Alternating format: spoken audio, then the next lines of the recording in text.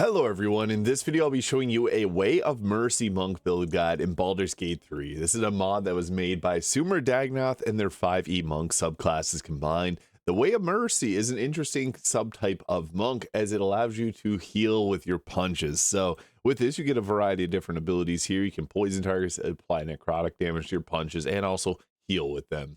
So we'll be starting off with the monk here, and then we're just going to go with a stat spread of 16 dexterity, 14 constitution, 8 intelligence, 16 wisdom, and 10 charisma. You can also put those points there and drink a strength potion if you wanted to maximize the amount of damage that we'll be dealing. I'll be doing this as a level 20 build, but also showcasing the level 12 abilities as well. So if you don't want to go all the way to level 20, you can also still enjoy this mod. So level 2 gives us our bonus action key points, Step of the Winds. So those are nice to have, but level 3 is when we choose the subclass here. And we're going to go with the Way of Mercy, which gives us our subclass feature, Hands of Harm. Once per turn, when you hit a creature with an unarmed strike, you can deal 4 to 9 necrotic damage. We then have our Flurry of Blows, single target or multi-target, so you can punch 2 targets at a time, which is a pretty cool ability. And then we also have our Hands of Healing and the Flurry of Healing, which gives us a multi-target heal. So these do 1d8 plus our Wisdom modifier for healing there. And yeah, it's not a lot, but hey, it's something. And they come with some really cool VFX too, so you pop that out and boom.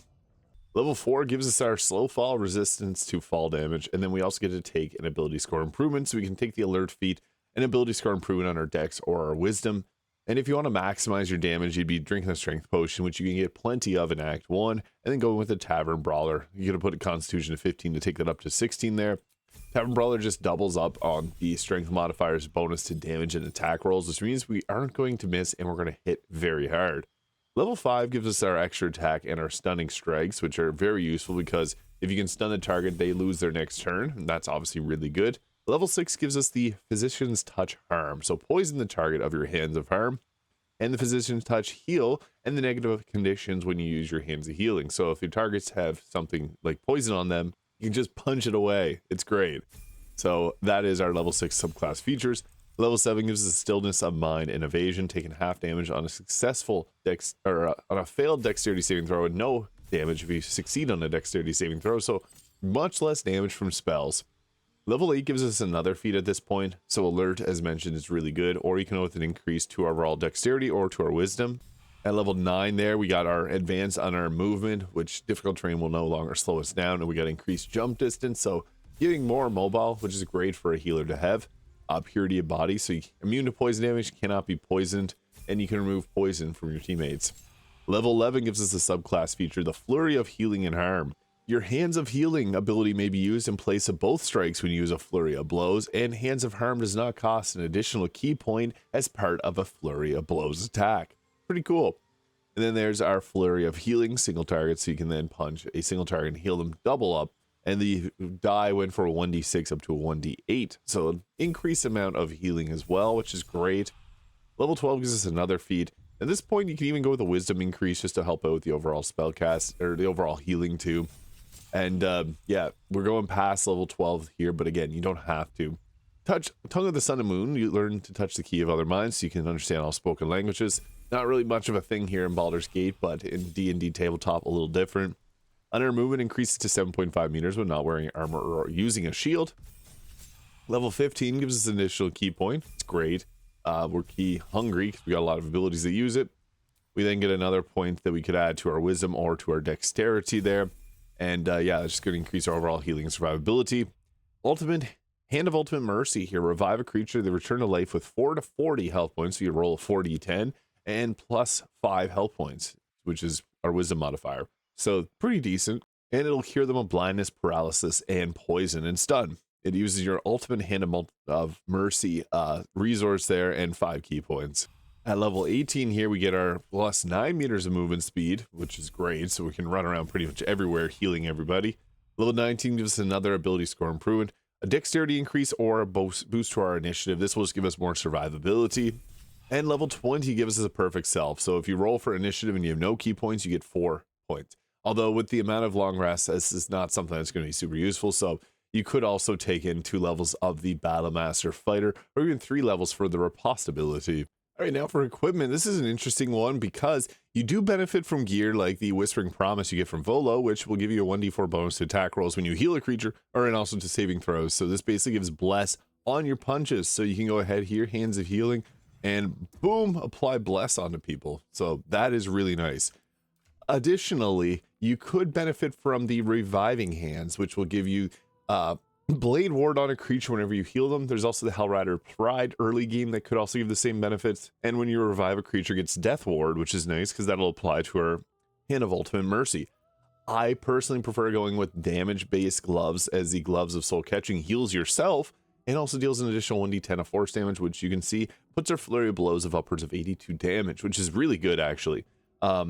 So it's entirely up to you if you'd rather go with a buffing version with the Reviving Hands or Hellrider Pride, and either the Gloves of Soul Catching. Now late game, or early game, I guess, Scabby Pugilist Circlet will give you additional damage when you're surrounded by foes. That can be nice just to give yourself a boost to your overall damage, but even early game, the Haste Helmet for the extra movement speed is also a nice choice. And then also, Mask of Soul Perception doesn't really need to be used here because we have so many bonuses to our attack rolls we're not going to miss. Let's get the Cloak of Protection for +1 armor class, the Vest of Soul Rejuvenation, which is the best armor for a monk. If an attacker attacks you and misses, you can use the Greater Kashigo counter to punch him in the face. And then we also have the Boots of Uninhibited Kashigo as well, which deals additional damage on your unarmed strikes equal to your Wisdom modifier, giving us a pretty good boost for our damage.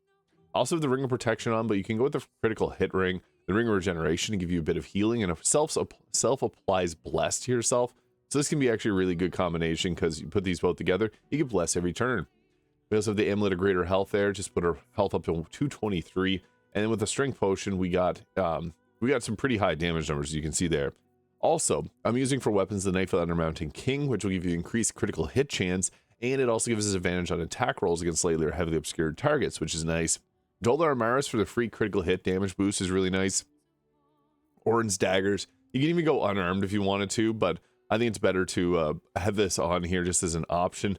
Although you can do the trick where you have an unarmed attack and then use the offhand club, so that is something that's good too. Stunning strikes kind of do put our damage down, so you don't need to use them, and you can actually just go ahead with punching attacks because that will increase our damage, as the unarmed strikes are pretty powerful. So we have a hybrid role when it comes to combat. We want to obviously take out enemies because the best way to prevent yourself from having to heal is by removing the targets altogether. So stunning strikes and our flare blows are great, but we also have those Hands of Healing that we can use if the teammates need it. So you can run up and just go boom, boom, and give them a good old-fashioned heal with your punches. It looks really cool as well and applies Bless. All right, so for the first turn of combat, we don't need to heal anybody, so we can go ahead here with just our regular old punches. So we'll just go really finding a target that you're likely to knock out with your punch. Boom, that was enough to take them out. We got our Grasp Essence, which gives us a free bonus action attack, but we have a lot of key points. So we're just going to first start off by punching a few targets just to get our actions used up, and then we're going to roll and use our bonus action attacks on a target that has even more health. So this is just until your team needs some healing. You can just go ahead here, boom, getting your free attacks in and using up your action. So that was a good amount of options to, I guess there's a good amount of punches there. We'll use our flurry of blows on this target that has full health here, and let's go ahead with this here. We don't need to heal anybody. We have the Hands of Harm flurry, dealing necrotic damage to a creature. Boom, so that was extra, and then it would have poisoned them if not for that. So pretty good damage output. If we need to heal ourselves, we got the Soul Snare heal, and otherwise unarmed strike. So if no one on our team needs heals, we're good. Now we have someone that we need to heal, a Shadow Heart right here. So what we can do is we can run up, punch this guy that's bothering her, and get him out of the way. We got the Hands of Harm here, which uses our Hands of Harm resource. Poison the target so he has disadvantage on attack rolls. That was enough to finish him off, so we're just going to take that target out there. And then what we can do is we can use our Hands of Healing. We have bonus action versions, and this one has our massive heal. We're just going to go with the regular one there and go ahead with a heal. Boom, giving Shadow Heart Bless, and that ate up our full action. So that's just something to keep in mind. It's a class action. It doesn't count as like a weapon action, so be mindful of that if you don't want to use up your action for an attack. And then we can go ahead here. We have Flurry of Blows, bonus action. That's going to be our biggest damage options. It punches twice versus the one punch that we get from our other one. So we'll just go ahead here. Advantage on attacks. It was enough to take them out. And this target tried to attack us, missed. So we got the Greater Kashigo counter there, which is a really powerful ability. And to finish this target off, we'll just go with our Flurry of Blows. Double punch, always going to be stronger. And there you have it. Pretty powerful, not brokenly overpowered. Actually, it's pretty balanced. You can go around healing up after combat. Now, healing in Baldur's Gate 3, I get, is not that great compared to just obviously damaging targets. But this is a fun flair if you're playing, let's say, with friends, you want to play as a monk that can heal them. I think this is an awesome class overall, and Sumradagnoth did a fantastic job with adapting this. So yeah, I love these cool abilities to handle the ultimate mercy if you need it, and the healing punches. So let me know your thoughts in the comments. Hit the subscribe button below if you enjoyed. Check out Sumradagnoth's other mods. They have a lot of great stuff, and we'll catch y'all in the next video.